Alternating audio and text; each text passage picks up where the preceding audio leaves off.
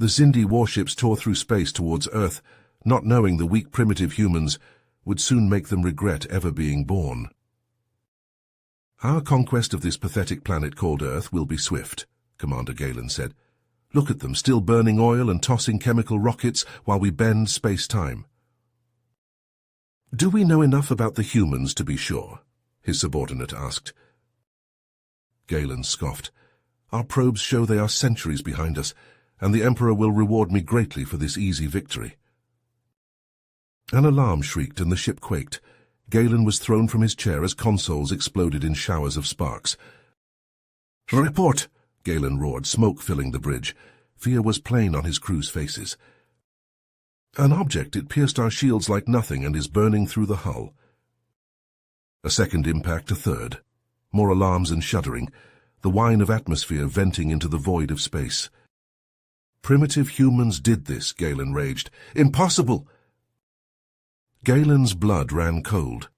Somehow these backwards humans had a whole fleet with technology that could cripple his state-of-the-art warship. "Emergency jump to light speed," Galen commanded, but nothing happened. "They disabled our FTL drive," the subordinate said, his voice trembling. Strange projectiles appeared on the view screen, rocketing towards them. Galen could only watch in stunned horror as the human weapons struck home. The bridge exploded in flames around him as he realized his fatal mistake. He had dared to attack the humans' homeworld, and now Earth's wrath would rain down upon him and the Xindi. Admiral Zora and General Cragg stood on the bridge of the Xindi command ship, faces grim as they reviewed the distress signal from Commander Galen. His garbled transmission cut out abruptly, leaving only static. Zora shook his head. Galen must have been utterly incompetent to allow his ship to be lost to these primitive humans. Our scans showed they were centuries behind us technologically. Cragg frowned. "With respect, Admiral, Galen was one of our finest officers with a spotless record. If he says the humans were more advanced than we thought, I believe we should take that warning seriously." "Ridiculous," Zora scoffed. "Even if the humans got lucky and took out one ship, the full might of our fleet will crush them like insects." Galen reported the humans had stealth tech, energy weapons that pierced our shields and could disable our FTL drives, Cragg pointed out. "Our intel on Earth may be outdated. They could have been hiding their true capabilities."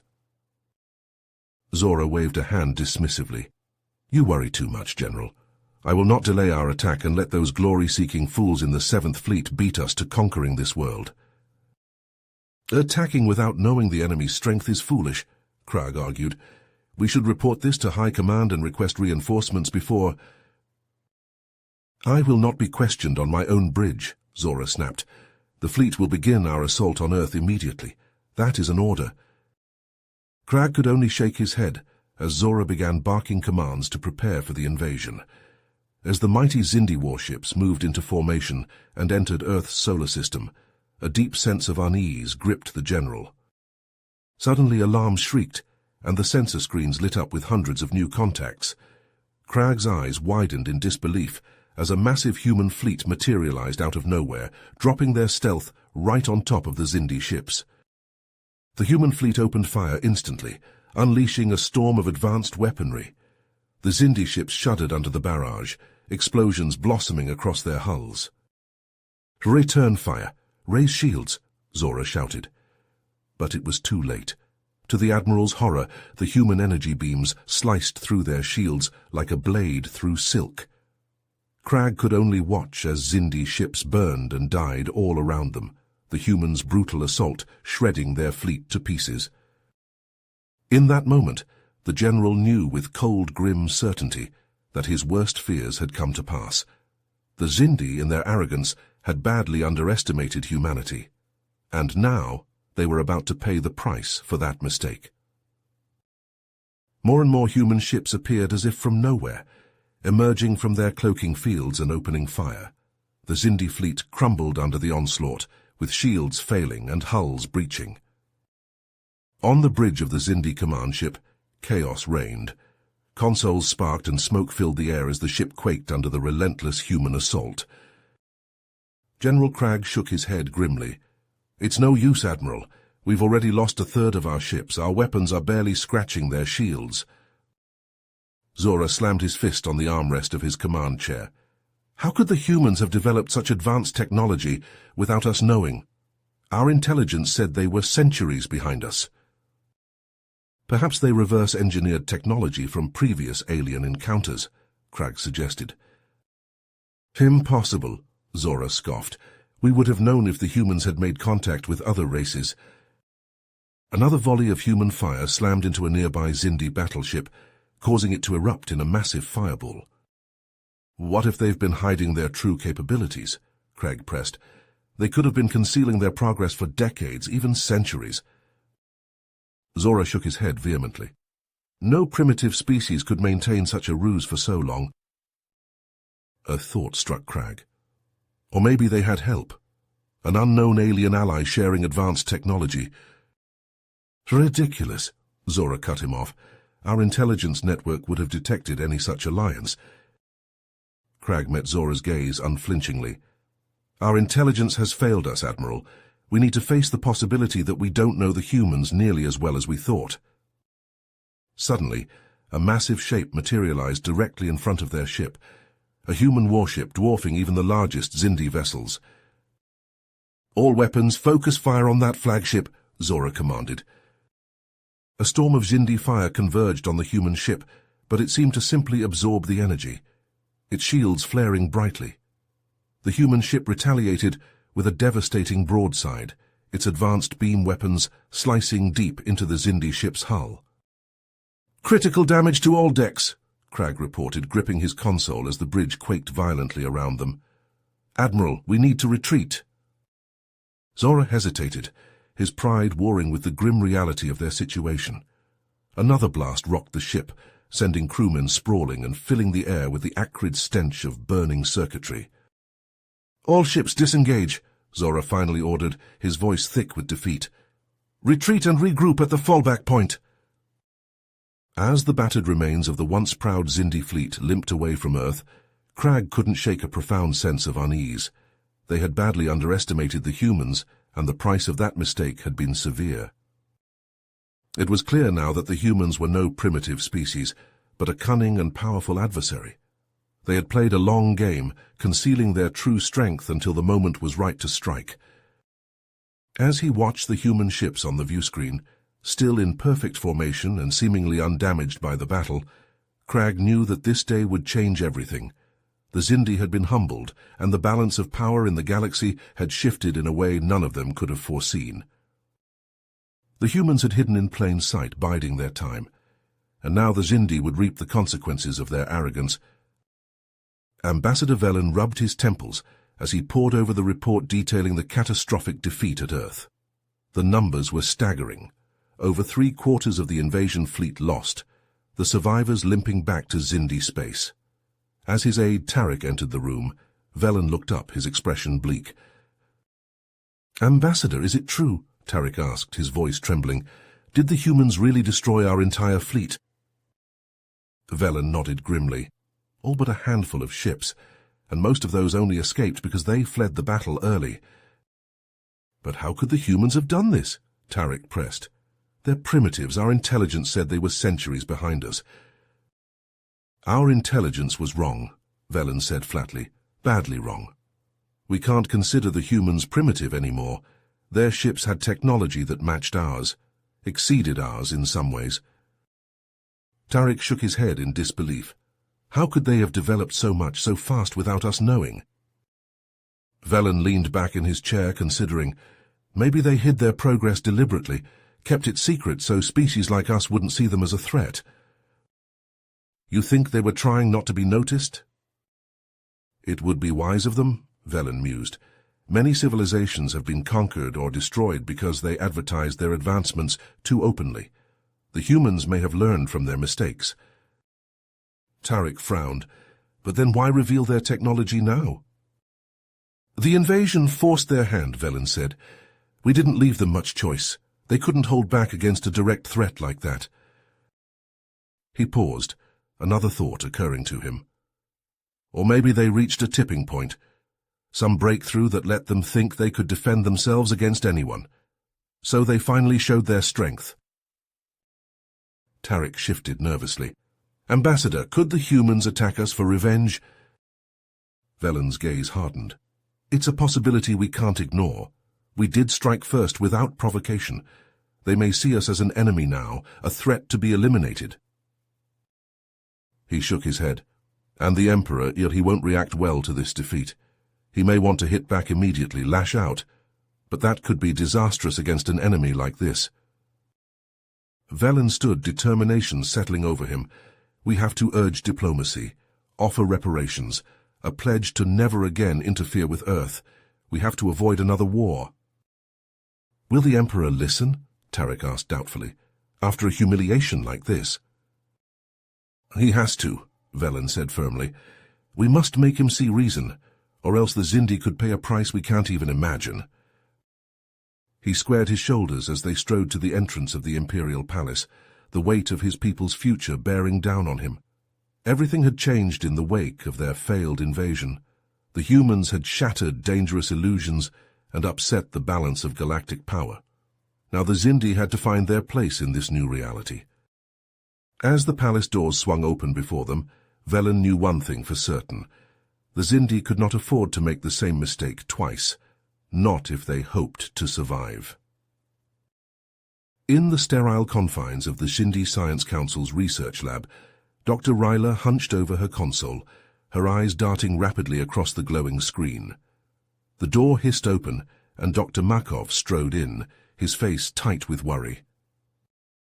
Any progress on analyzing the battle data? Makov asked, coming to stand beside Ryla. Ryla nodded, her brow furrowed. She tapped a few keys, bringing up a series of complex energy signatures. Look at this, Markov. I've never seen readings like these before. Markov leaned in, his eyes widening as he scanned the data. What are we looking at? 0-point energy, Ryla said grimly. The humans' ships are powered by it. That's how they generate such incredible power output with virtually no detectable emissions. Markov rocked back on his heels, stunned. 0-point energy. But that's theoretical. We've been researching it for decades without any real breakthroughs. Apparently the humans found a way, Ryla said. She zoomed in on a particular set of readings. They must have discovered a method to stabilize the quantum fluctuations. That could explain their advanced propulsion, weapons, stealth. How could they have developed this without us detecting it? Makov demanded. Our intel on Earth. I was wrong, Ryla finished. She sat back, rubbing her temples. They may have found ways to mask their research, underground facilities, hidden bases off-world. We can't rule anything out. A thought occurred to Makov, and he felt a chill run down his spine. Could they have had help? Another species more advanced than us? Ryla met his gaze. It's possible. And if so, it means there's a major player out there that we're completely unaware of. The galactic power structure may be very different from what we've always assumed. We thought we were among the most advanced civilizations, Makov murmured.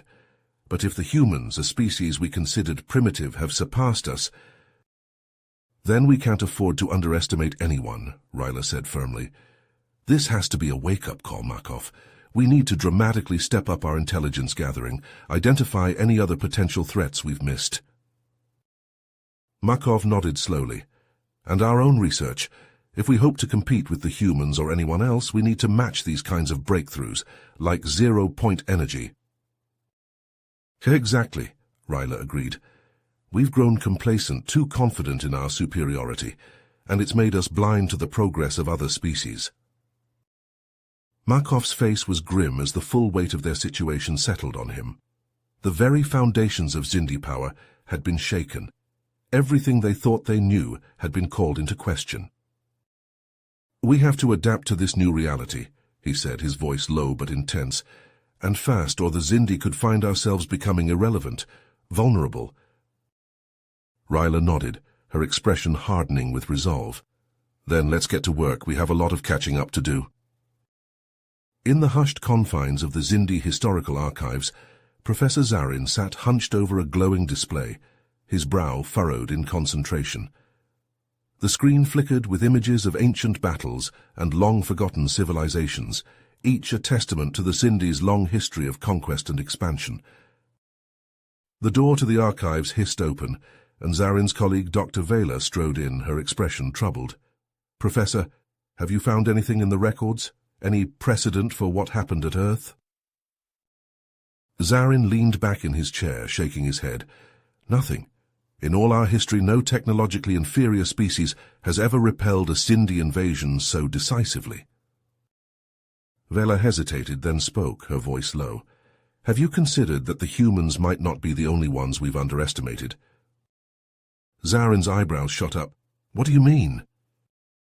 "I've been studying the records of our past conquests," Vela said, pulling up a chair, "and I've noticed a disturbing pattern.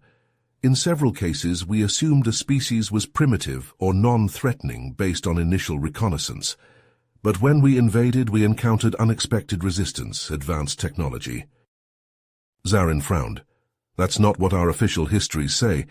The Xindi are portrayed as unstoppable conquerors." "Exactly," Vela said. "I think these incidents may have been downplayed, covered up to maintain the image of our superiority." A chill ran down Zarin's spine. "You're suggesting our overconfidence has caused us to overlook potential threats?" Vela nodded. "We've been dismissive of other species. It's made us blind." Zarin fell silent, his mind racing. If Vela was right, it called into question the very foundation of Xindi identity, their place in the galaxy. "How many civilizations have we misjudged?" he murmured. "And what have been the consequences?" "The humans are a prime example," Vela said. "If we'd taken them seriously from the start, gathered better intelligence, we might have avoided this disaster." "We need to reevaluate our approach," Zarin said. "We can no longer assume our own superiority. Every encounter must be a learning opportunity." "And we must be willing to learn from our failures," Vela added. "This defeat at Earth could be a turning point for our society, a chance to confront our biases and limitations." Zarin felt a flicker of hope. Perhaps this humility could lead us to a more enlightened path, one of cooperation with other species rather than conquest. Vela smiled, but her eyes were serious. "Change won't be easy. Many will resist, cling to our old ways. But this shock to our system, this defeat by the humans—" Zarin's voice trailed off, his gaze distant. "It may be the catalyst we need, the start of a difficult but necessary transformation." In the war room of the Xindi High Command, Commander Raxon pored over the latest fleet status reports, his brow furrowed with concern. The door hissed open, and Captain Zira strode in, snapping a crisp salute. "Commander, permission to speak freely?" Zira asked. Raxon nodded. "Go ahead, Captain. What's on your mind?" Zira's expression was grave. "Sir, I'm worried about the potential fallout from our defeat at Earth. News of our failure is spreading, and it could embolden the species we've conquered in the past." Raxon leaned forward, his interest piqued. "What do you mean?" "We're already seeing signs of unrest on several subjugated worlds," Zira explained. "Protests, small-scale rebellions. It's as if they sense weakness in us now." Raxon's grip tightened on the edge of the table. The Xindi Empire had always relied on a reputation of invincibility to maintain control. If that image was shattered— "If the conquered species start to see us as vulnerable," Raxon said slowly, "it could trigger a wave of uprisings across the Empire. We'd be hard-pressed to contain them all." Zira nodded. "Exactly. We need to act swiftly and decisively to reassert our authority and crush any hint of dissent." "What do you propose?" Raxon asked. "Deploy additional troops to key planets," Zira said. "Make an example of the rebels. Show the rest what happens to those who defy us." Raxon hesitated. Such heavy-handed tactics could backfire, alienating the subjugated populations even further. "The Iron Fist approach might fuel more resentment in the long run," he said. "Maybe we need to address the underlying grievances driving this unrest, offer more autonomy, more representation." Zira's eyes narrowed. "Commander, any concession will be seen as weakness. We've maintained this empire through strength and fear, not diplomacy and compromise. But our defeat at Earth has already undermined that strength, Raxon argued. Doubling down on oppression now could just accelerate our empire's unraveling. He shook his head. We need a new model for interstellar relations, one that doesn't rely only on force and intimidation. Zira looked unconvinced, but she nodded slowly. I'll consider your perspective, Commander, but any attempt at reform will face fierce resistance from hardliners determined to preserve the status quo. Change is coming whether we like it or not, Raxon said. The humans shattered our old assumptions about power and superiority. We must adapt to survive in this new galactic order. As the meeting ended and Zira departed, Raxon slumped back in his chair, a cold realization settling over him. The Xindi Empire, once thought unassailable, now seemed more fragile than ever. Commander Raxon stared out the viewport of his office, watching the stars drift by. The weight of the Empire's future pressed down on him, heavier than ever in the wake of the disastrous defeat at Earth. A chime at the door interrupted his brooding. The door slid open to reveal Councillor Valen, one of the Xindi's most influential politicians. The elderly statesman moved with a slow, deliberate gait, his ornate robes whispering against the polished floor. Commander Raxon, Valen greeted, his voice thin but precise. I trust you know why I'm here. Raxon chose his words carefully. I agree the situation is serious, but I fear a heavy-handed response may only make matters worse. Valen's lips thinned. Worse than open rebellion? Commander, the Xindi have ruled this empire for centuries. Any challenge to our authority must be crushed without mercy. But that's just it, Raxon pressed. Our authority has already been challenged by the humans, and we were found wanting. The councillor's eyes narrowed. A fluke. An embarrassment that will soon be rectified. Raxon shook his head. It's more than that. The humans showed that our power is not absolute, that we can be defied. And now others are starting to believe it too. Valen's knuckles whitened on the armrests of his chair. All the more reason to make an example of these rebels, to remind the galaxy of the consequences of defiance. Or perhaps it's a reason to ask why they're defying us in the first place, Raxon countered. If we address the root causes of this unrest, we may be able to prevent its spread. The councillor scoffed. You would coddle them? Reward their disobedience? I would show them that cooperation is more profitable than conflict, Raxon said, that there are benefits to being part of our empire beyond simply the absence of punishment. Valen rose to his feet, his expression thunderous. This is a dangerous path you propose, Commander, one that could lead to the unraveling of everything we have built. Raxon met the councillor's gaze unflinchingly, and I fear that clinging to the old ways in the face of this new reality could lead to the same end. There was a long, tense silence. Finally, Valen spoke, his voice low and cold. The Council will expect a plan to quell these uprisings, Commander. See that you have one. With that, the councillor swept from the room, leaving Raxon alone with his thoughts.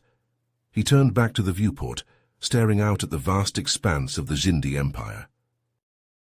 An empire that had once seemed eternal, inviolable. But now, in the wake of their defeat at the hands of the humans, cracks were beginning to show in that seemingly invincible facade. Change was coming to the Xindi, whether they wished it or not, and it fell to Raxon to try to guide his people through that change, to find a way to preserve their power and their way of life while adapting to the new realities of the galaxy. It was a daunting task, one that would require all of his skill and cunning. But as Raxon watched the stars wheel slowly by, he knew one thing for certain. The Xindi could no longer afford to underestimate the humans or any other species ever again. In a dimly lit room deep within the Xindi intelligence headquarters, Agent Zorin sat across from his handler, Supervisor Cade. The air was thick with tension as Zorin leaned forward, his voice low and urgent. "Supervisor, I've uncovered something disturbing," Zorin said, his hands clasped tightly in front of him.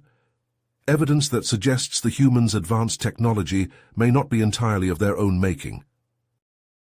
Cade's eyebrows shot up. What do you mean? Are you saying they had help? Zorin nodded grimly. My sources intercepted communications between human leaders and an unknown alien entity. The messages hint at a secret alliance, one that's been providing the humans with knowledge and resources far beyond their natural capabilities. Cade sat back, stunned. If this is true, it means we've underestimated the humans even more than we thought, and worse, we failed to detect the presence of another advanced civilization operating right under our noses. Exactly, Zorin said. This revelation changes everything. We're not just dealing with the humans anymore, but a potential new player on the galactic stage. Cade leaned forward, her expression intense. Do you have any leads on who these aliens might be? Any identifying information at all? Zorin shook his head. The communications were heavily encrypted. My team hasn't been able to trace the origin of the transmissions, but based on the humans' sudden technological leap, I suspect these aliens are using some form of advanced stealth technology to conceal their presence, much like the humans did during the invasion. A cold chill ran down Cade's spine. The implications of this discovery were staggering. If the humans had been receiving help from a more advanced species, it meant the Xindi were facing a far greater threat than they had ever imagined. Could these aliens have been manipulating us as well? Cade wondered aloud, orchestrating the conflict with the humans for some unknown purpose? Zorin's expression darkened. It's a possibility we can't ignore. We need to redouble our intelligence-gathering efforts, focus on identifying any patterns or anomalies that could lead us to these mysterious allies. He leaned forward, his voice urgent. I propose recruiting additional operatives, expanding our network of informants, particularly on Earth and other key human worlds. We need eyes and ears on the ground, searching for any clues. Cade nodded slowly. Agreed, but we must proceed with the utmost secrecy. If word of this discovery were to leak, it could cause panic among our people, undermine the authority of the leadership. She fixed Zorin with a pointed look. And if the humans or their allies learn of our suspicions, they might take preemptive action to protect their secrets. Zorin met her gaze unflinchingly. I understand the risks, but we cannot afford to remain in the dark. This revelation has shattered our sense of security, our superiority. We must adapt quickly if we hope to navigate this new reality. As the meeting concluded, Zorin and Cade sat in silence, each grappling with a profound sense of uncertainty. The Xindi had always assumed they were the masters of their own destiny, but now they were forced to confront the possibility that they were merely pawns in a much larger game. A game with rules and players they had yet to comprehend. In a dimly lit chamber deep within the Xindi diplomatic compound, Ambassador Rick sat hunched over his desk, his eyes scanning a lengthy document displayed on the glowing screen before him. The proposal for a diplomatic outreach to the humans had consumed his thoughts for days, and the weight of the decision pressed heavily upon his shoulders. The door to the chamber slid open with a soft hiss, and Councillor Zana strode in, her expression tight with concern. Ambassador, do you truly believe the humans will be open to diplomacy after our failed invasion? Rick leaned back in his chair, meeting Zana's gaze. We have to try, Councillor. Continuing this conflict with the humans is a losing proposition, especially if they have the support of an advanced alien race we know nothing about. Zana's brow furrowed. But what reason do the humans have to trust us? They may see any diplomatic overture as a mere ploy to buy time or gather intelligence. I'm well aware of the challenges, Reich said, his voice firm. But we must take the first step. Offering an apology and proposing a framework for peaceful coexistence could help de-escalate tensions and prevent further bloodshed. And what of the other species under our rule? Zana pressed. Any perceived weakness or contrition on our part could embolden them to challenge our authority. Rick shook his head.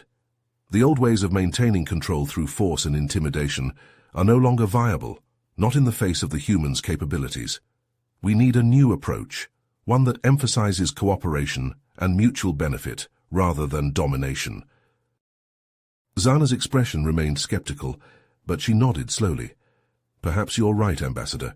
We can't continue to rely on outdated assumptions about our own superiority.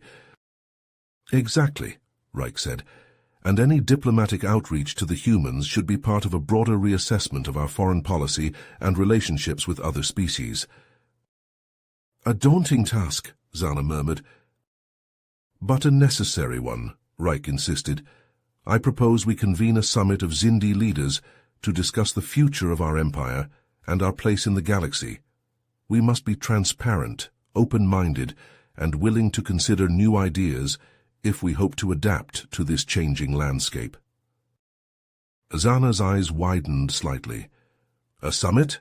That will be a contentious affair, with many factions vying for control and pushing their own agendas. Undoubtedly, Rick agreed. But we must present a united front to the galaxy, even as we grapple with our own internal tensions and competing visions for the future. As the two diplomats fell silent, each lost in thought, the weight of the challenges ahead seemed to press in upon them from all sides. The Xindi Empire, once a bastion of unquestioned strength and stability, now found itself at a crossroads, forced to confront the limitations of its power and the reality of a galaxy far more complex and unpredictable than they had ever dared to imagine.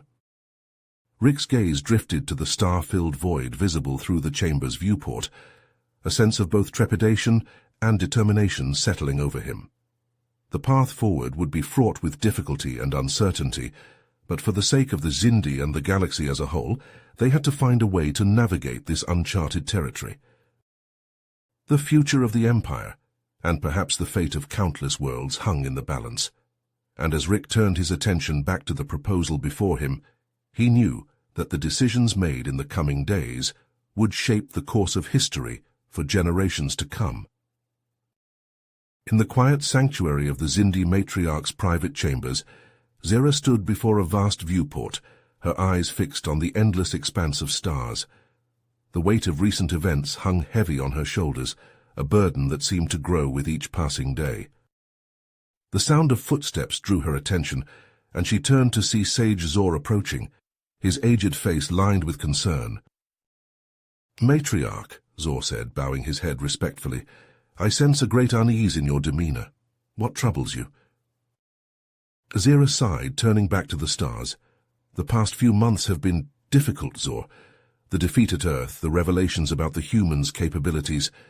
It has shaken the very foundations of our empire." Zor nodded, coming to stand beside her. It was a humbling experience, to be sure, to think that a species we once dismissed as primitive could have advanced so far, so quickly. "And now we face unrest within our own borders," Zera said, her voice heavy with worry. "I have received reports of colonies falling to rebel forces, emboldened by our perceived weakness." Zor's expression darkened. "Yes, I have seen the intelligence briefings, and there are whispers of the humans' mysterious allies, a network of influence that may span the entire galaxy." Zera's hands tightened on the railing before her. "I never imagined we could be so outmatched, Zor, so unprepared. It has shaken my faith in the strength of our empire." "I share your concerns, Matriarch," Zor said softly, "but we must not give in to despair. Our people have faced challenges before, and we have always found a way to adapt, to persevere." Zera was silent for a long moment, her gaze distant. "Perhaps," she said at last, "but I fear that the old ways of conquest and domination may no longer serve us. Not in this new galactic order." Zor nodded slowly. "I agree, we must find a new path forward, one that emphasizes resilience, innovation, and cooperation, perhaps even reaching out to potential allies, including those we once subjugated." Zera turned to him, her expression troubled. "You suggest a fundamental shift in our culture, our values. Many will resist such change." "The alternative is worse," Zor said grimly. "A slow decline into irrelevance, perhaps even extinction. We must adapt, Matriarch, or we will be left behind." Zera was silent for a long moment, her gaze returning to the stars. "The road ahead will be difficult," she said at last. "We may never regain the power we once held, But you are right, Zor. We have no choice but to press forward, to evolve in the face of this new reality. As they stood there, two leaders grappling with the weight of an uncertain future, the stars seemed to mock them with their indifference. The universe had proven far more complex, far more wondrous than the Xindi had ever dared to dream. And in the wake of their shattered illusions, they could only move forward into an unknown that was at once terrifying and full of possibility. You have reached the end of the story. If you enjoyed this story and want to support us, please leave a like and subscribe to our channel, and for every comment that says 88, I will heart every single one of them. Thank you for your time.